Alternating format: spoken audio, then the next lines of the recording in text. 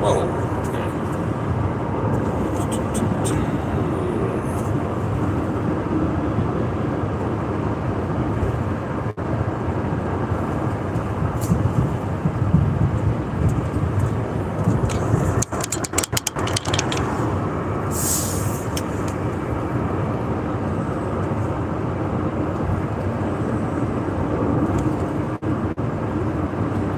See what happens tonight.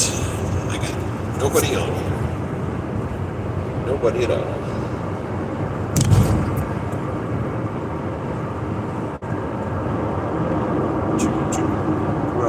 Whoop, I got one.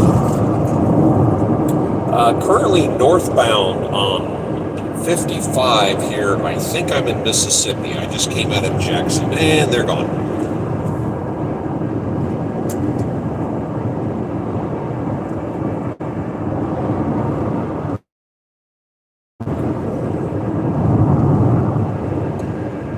At 12.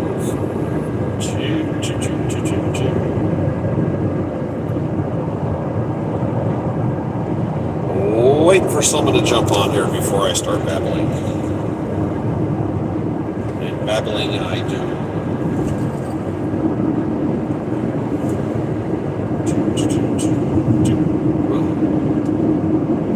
Got nobody.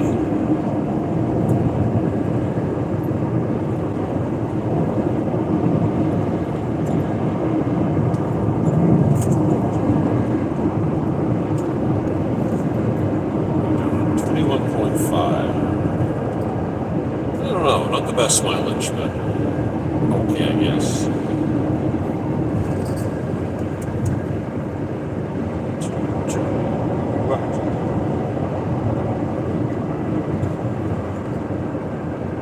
It's like one big non-stop construction zone these days. 2 minutes in, still nobody.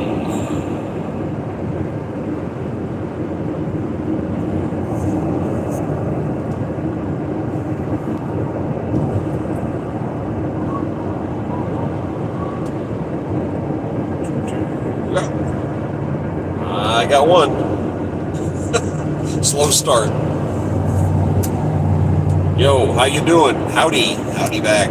Hey, I've been gone for a week. I've been home, had some doctor's appointments to go to, and the wife had a job for me this last week. We installed a cat door. Familiar with the doggy door? We put in a kitty door. Go in and out of the house. The cats are still trying to figure it out. They're a little confused by it. But we live in a townhouse, and there was one little tiny area where you get to the outside. And we got it installed, and the cats are still confused about it, but that's it. So, hey, howdy do everybody. I'm back on the clock after a week off. Went back on the clock Sunday night, got a load this morning out of Houston. I am going somewhere in Indiana. I'm not 100% certain because I wasn't paying that much attention, but it's in my GPS. And I have driven cross country, and I just got gas in Jackson, Mississippi. And according to the computer in my van, I ran out of gas 4 miles before I got there. But for some reason, I made it in and topped off, and now we're rolling. Topic that I'm bouncing off with tonight is called Yack. And Yack is a guy I used to know many years ago. His name was Jack. But one of the people in our little crew was a Cuban guy whose name eludes me, and he couldn't say the letter J for some reason, so he called him Yack. So ultimately, we called him Yack also. Guess everybody's getting off here. Keep going, thank you. And everybody referred to him as Yack after that. And Jack, he was born in 1945. He's a really nice guy. He died here a few years ago, unfortunately. A really nice guy, but the thing about Yack is he was in the marijuana smuggling industry, starting in the 1960s up until the late 80s. And he had been out of the game for a couple of years when I bumped into him, and we started working together. And I would just bug him and ask questions about, things that went down and how things happened and whatnot. And he told some pretty fun stories over the years that I knew him. And how he got started is he joined the Navy when he was a teenager, did his time, and got out in 1967. I believe Yack was from Farmington, New Mexico, which is up in the northwestern corner of the state. He got out in 1967. He got a hand-me-down International Scout four-wheel drive truck, and somehow he ended up drifting down to El Paso to get into construction business, work hands-on, wasn't making any money, and one of the guys he worked with said, "Hey, is that your truck out there?" And he's like, "Well, is that your four-wheel drive?" Yeah, and he goes, "Well, I got a way you can make some money." So this guy, I guess I was his contact, said, "We're going to go make a marijuana run." And he's like, "Okay." So they drove out in the desert, man, this is 1960s. They drove out in the desert, drove across the Rio Grande at a low spot, went a certain distance, and they met with somebody, and they took on a few hundred pounds of marijuana and drove back across the border. And as they were getting ready to cross back over, they started getting shot at by the Mexican army. And he found out years later that they weren't trying to shoot him, they were trying to scare him, and it worked, because he never again drove into Mexico to do a load. But he ended up becoming a marijuana smuggler, starting that, and they went for aircraft after that. And the plane of choice in the late 60s, early 70s, hey, what's going on? What's going on there? I got Connor, and I'm trying to read going down the road here, Rayleigh McCracken. And the aircraft of choice in the late 60s, early 70s was the old DC-3 or C-47, which was that twin-engine radial-powered airplane they used in World War II for paratroopers and for cargo hauling. Those planes were surplus, and they were cheap. And they started using those. They're kind of big and loud, but back then nobody cared because there was really no enforcement of it. As time went on, they moved to smaller aircraft, specifically the Cessna 206 and the Cessna 210, which are both single-engine planes, 6-passenger. The only real difference is one has retractable landing gear and one doesn't. And the 206 that doesn't actually carries more weight because there's less moving parts. But do you remember the movie Blow that came out in 2001? It had Johnny Depp, and he started out in the marijuana business, went into the cocaine business. Well, that's kind of what he did, but he didn't get in the cocaine business. And I asked him about that, and the cocaine smuggling, because it's less bulk, more weight, and more money. He goes, "Yeah, but it had a bad vibe to it. It had bad mojo. You know, these people in the marijuana business were real laid back, and they would front somebody $100,000 worth of product to get paid later, whereas in the cocaine business, they'd hunt you down and kill you for $50. He said it was just bad mojo, so he steered clear of the cocaine business completely and just stayed with marijuana. And again, back to the movie Blow, if you remember, in the movie, they actually stole what was a 206 jump plane for people parachuting. They stole one and flew down, made a contact, flew down, loaded up, and flew back, and they landed in a desert. They had an RV with them, and they're out in open desert. That's how it was done up until the late 70s, is in the Arizona, New Mexico desert. They have these giant dry lake beds that go on for days out there, and they would have the plane go to Mexico, land wherever they're going down there, and then come back up stateside. And there was only a few radar operations along the border, and all the smugglers knew where they were, so they would just stay away from them and stay low enough that the radar, doesn't go through mountains. And they would just avoid them completely and land out in the desert. I believe the 206, Cessna 206, carried 800 pounds of marijuana was the load. One pilot, one seat, take everything out and just carry the load. And they would make these runs back and forth and land out in the desert. And at night, they would put out lanterns. Remember, this is pre-GPS days. And they would put out lanterns to mark a runway, and the guy would show up and download. And if you got caught back in the 70s smuggling marijuana, the penalty for it was kind of a joke. You'd be 3 months, 6 months in jail, and you get right back out, and you go right back at it again. It was just how the industry and how the legal system used to work back then. They weren't losing too much sleep over it.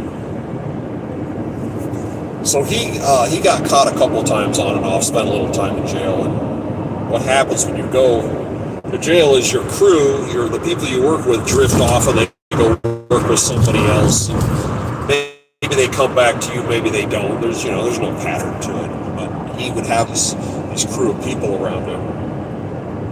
And one of the, like I said, a bunch of little things, little incidents he told me about. And he said the marijuana smuggling business back in the 70s was, it's feast or famine. You're either flush with cash or you're broke. And he got popped with some amount and went to jail and did his few months and got out. And he's broke, so he's in famine time. And when you get out of jail after something like that, they contact the local authorities and they go, oh, watch out, this guy's on the loose, he's back, look out. So he's broke, he doesn't have $3 in his pocket, and he gets let out of jail. His crew's gone, he has nothing. And he said there's this cheap roadside motel, and he goes to this motel and he walks in and he goes, hey, I don't have enough money for a room. Is there someplace like out here I could just lay down and sleep? And the guy literally gave him a blanket and said, hey, over the side of this hill, you can lay over here, there's some grass and nobody will bug you. So he spent the night, slept outdoors under this blanket, got up, folded up the blanket, handed it back, thanked the guys, and walked down the street to the equivalent of a Denny's restaurant. He has, like I said, less than $3 in his pocket. Back in the 70s, you could buy a meal for $1. So he goes into the restaurant. There's an abandoned newspaper by the front. He picks up the newspaper, and he wants to have a seat, and the restaurant's kind of filling up. So they open up the back room, like the overflow room that they don't really use. And he goes back in there, and he sits down and gets a cup of coffee and a breakfast, and he's reading the paper. And he's got the paper up, and he hears voices, people come in. And what's happening is the police, the local sheriff's office, the police department have gotten notified that he just got out of jail.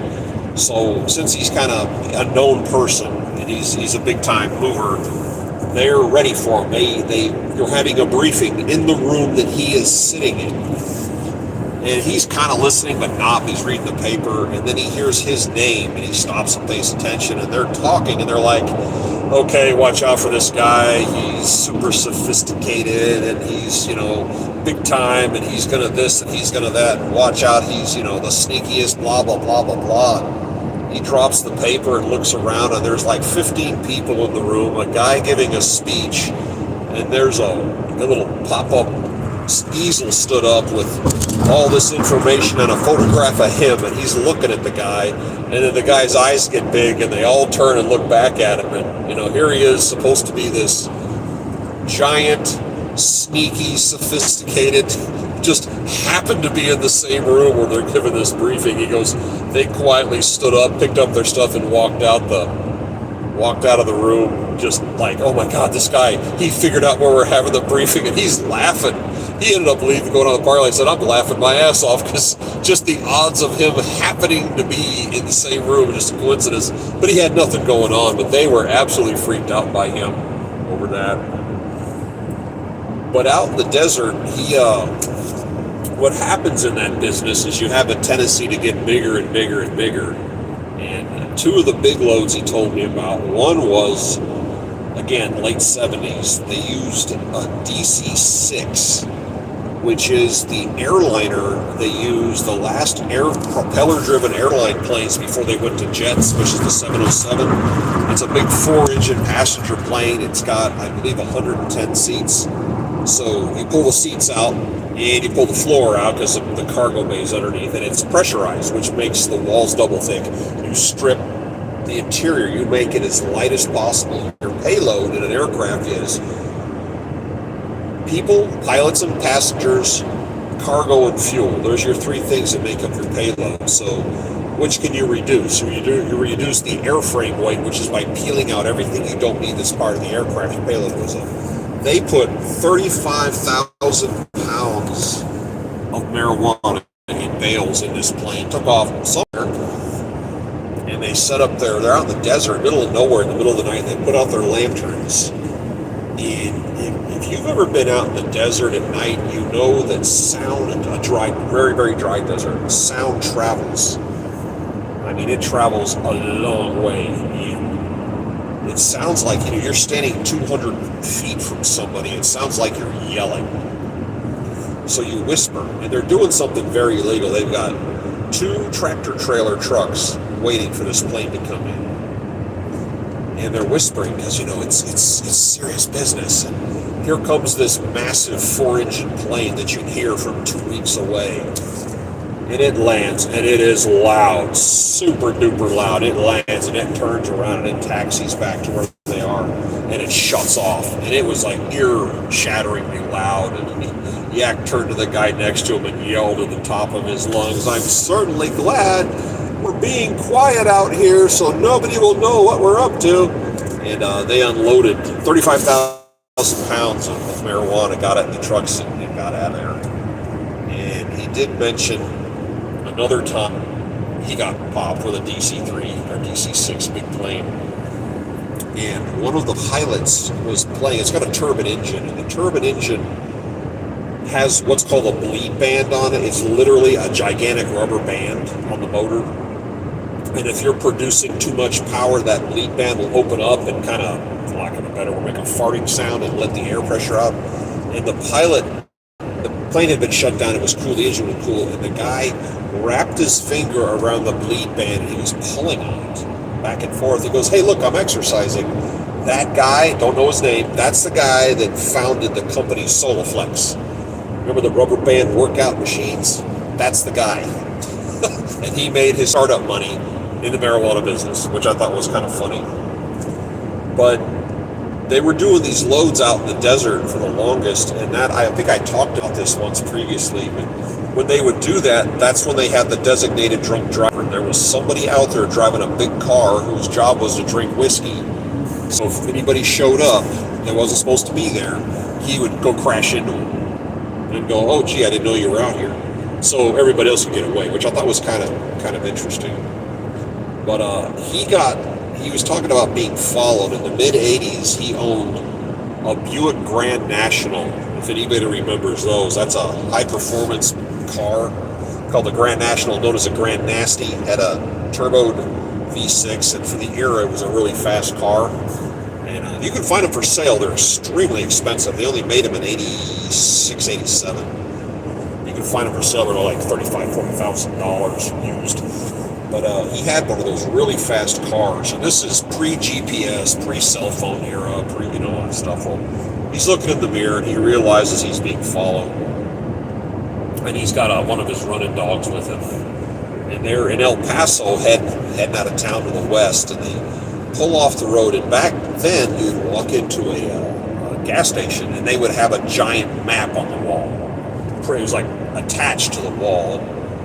He walks up to the map, and he goes like 200 miles to the west, and him and the guy with him are pointing at the map, and they're talking, and they're keeping an eye on where the chase car is, and the car's in the parking lot.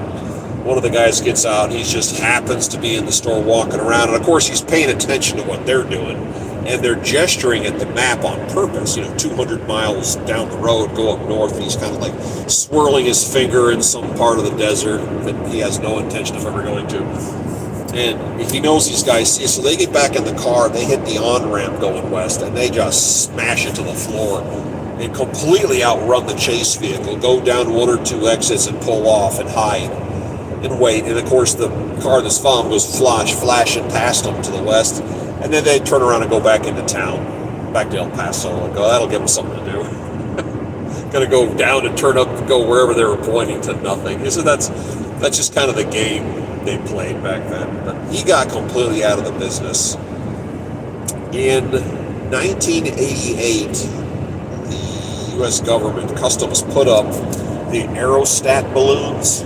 That's AERO, aerostat. Those are the balloons they put up in the sky at like 10, 12, 15,000 feet. If you look at a VFR aviation map along the Mexican-American border, you'll see these circles on our side.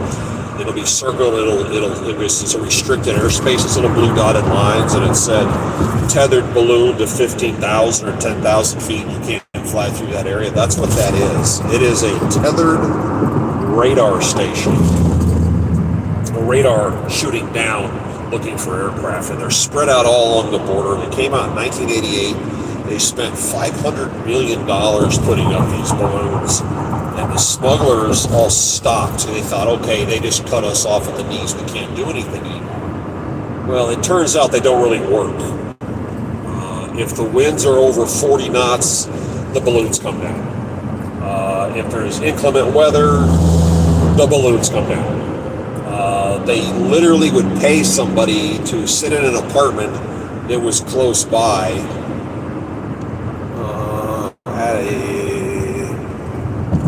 They would pay somebody to get an apartment within eyeball distance of the balloon, and when the balloon would come down for weather or for maintenance, they would just call them on the phone and go, yeah, the balloon's down, and then they would run all their loads in that area. But then as time went on, it turns out they didn't really work.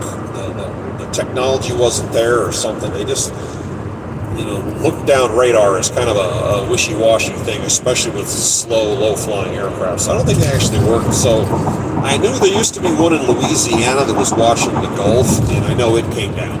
That it's gone. They got rid of it. I remember being able to see it when I was flying out in the Gulf with the helicopters. In the morning, the sun's gone, you look over and you can see it. That sight is gone. But that's some of the things he told me about when he was in the business. And he got out, 88, 89, he retired, got out of it completely and went on with life. And he, like I said, he died a few years ago. It was a shame. He was only 72 years old. He was a really nice guy. And the biggest load he ever pulled was in 1975. They got a trawler, a big fishing trawler.